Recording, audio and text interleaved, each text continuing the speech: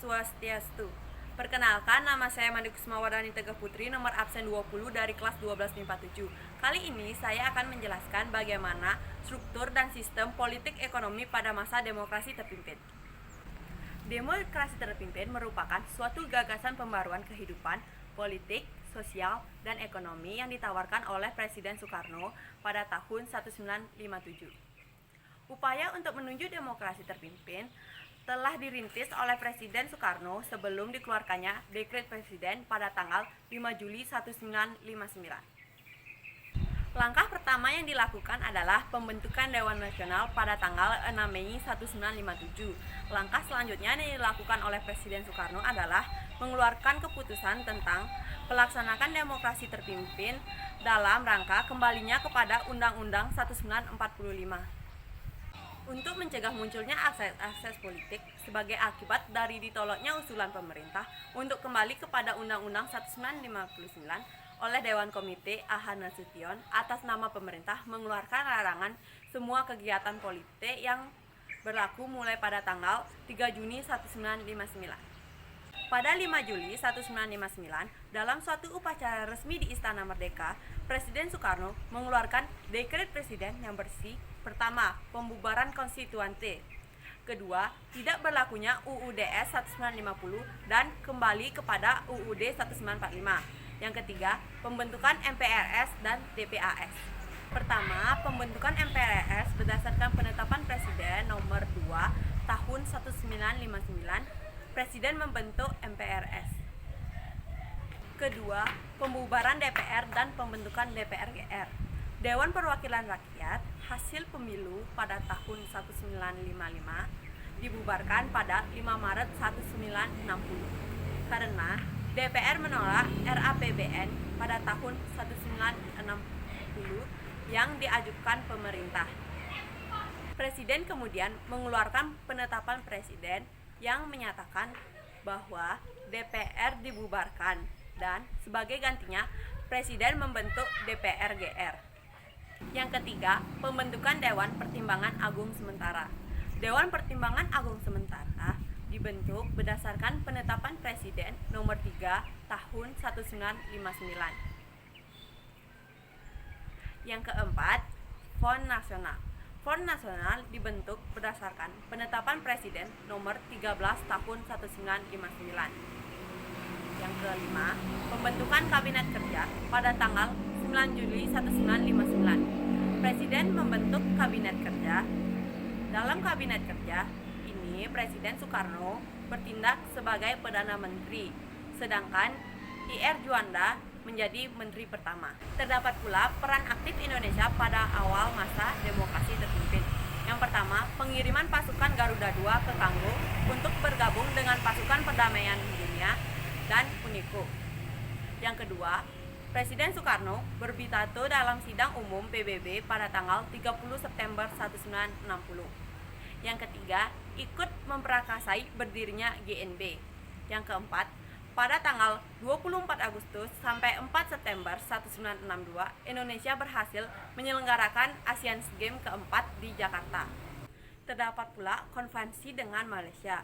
Sikap Indonesia yang konfrontatif terhadap negara-negara barat antara lain ditunjukkan dengan konvensi terhadap Malaysia.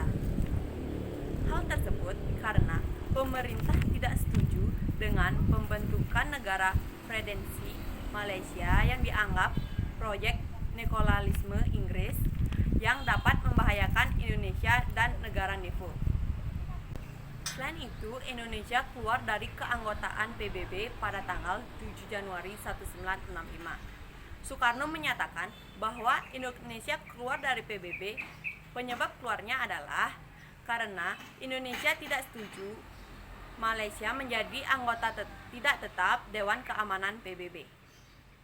Yang kedua adalah pembebasan Irian Barat. Konvensi Meja Bundar KBM yang diselenggarakan di Belanda pada tanggal 23 Agustus sampai 21 September adalah permasalahan Irian Barat akan diselesaikan dalam waktu 1 tahun sesudah pengakuan kedaulatan. Perjuangan pembebasan Irian Barat dilakukan dengan perjuangan diplomasi, konfrontasi ekonomi dan politik, dan konfrontasi militer. Akhirnya, perjuangan yang dilakukan bangsa Indonesia berhasil memaksa Belanda melepaskan Irian Barat dan kembali ke Republik Indonesia.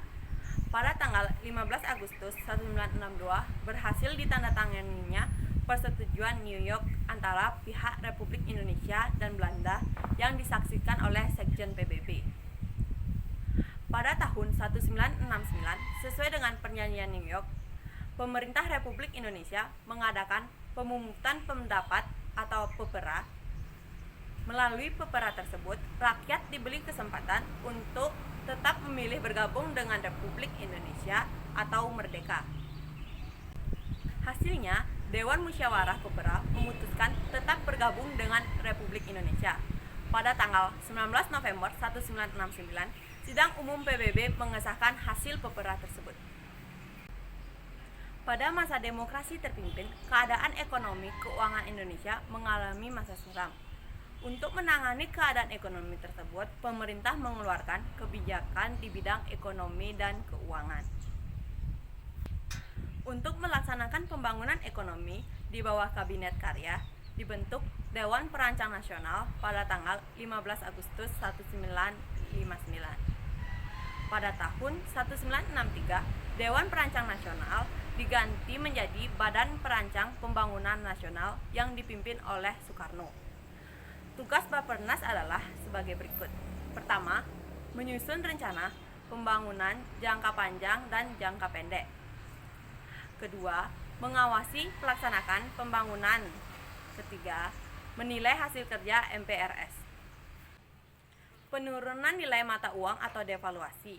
Tujuan dilakukannya adalah membentuk inflasi yang tetap tinggi, mengurangi jumlah uang yang beredar di masyarakat, dan meningkatkan nilai rupiah sehingga masyarakat kecil tidak dirugikan.